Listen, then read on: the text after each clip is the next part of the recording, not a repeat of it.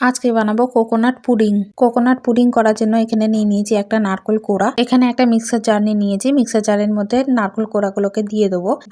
1 cup জল দিয়ে এটাকে আমি পেস্ট করে নেবো। দেখো এইভাবে আমি পেস্ট করে নিয়েছি। এবার একটা ছাঁকনির সাহায্যে এটাকে আমি ছেঁকে নেবো। তোমরা চাইলে এটা সাদা কাপড়েও ছেঁকে নিতে পারো। দেখো ছেঁকে নিয়ে এখানে নারকেলের দুধ বের করে নিয়েছি। এইদিকে একটি বাউলে নিয়ে নেবো 1 cup cornflour, 1 cup coconut milk নিয়ে এটাকে মিক্স করে নেবো। দেখো মিক্স হয়ে গেছে। এবার এইদিকে একটি কড়াইতে কোকোনাট মিল্ক নিয়ে দিয়ে দেবো ওর মধ্যে সুগার। দুধটাকে ভালো করে জাল দিয়ে নেবো। দেখো জাল উঠে গেছে। এর মধ্যে দিয়ে দেবো কর্নফ্লাওয়ার গোলা দিয়ে এটাকে 2 মিনিট রান্না করে নেবো মিডিয়াম ফ্লেমে। দেখো এটা হয়ে গেছে। এদিকে একটি পাত্রে ঘি বা বাটার লাগিয়ে নেবো। দিয়ে দেবো কোকোনাট পুডিংটা। এটাকে ভালো করে সেট করে নিয়ে ঠান্ডা করে 2 ঘন্টা ফ্রিজে রেখে দেবো। 2 ঘন্টা পর ফিরে এসেছে। এটা জমে গেছে। এবার এটাকে একটা প্লেটে ট্রান্সফার করে নেবো। দেখো কত ইজিলি এটা বেরিয়ে গেল। এখানে আমি কাঠবাদাম আর পুদিনা পাতা দিয়ে গার্নিশ করে নিয়েছি। তোমাদেরকে কেটেও দেখিয়ে দিচ্ছি। দেখো এটা কি সুন্দর সফট আর তুলতুলে নরম হয়েছে। ভিডিওটি ভালো লাগলে সাবস্ক্রাইব করার অনুরোধ।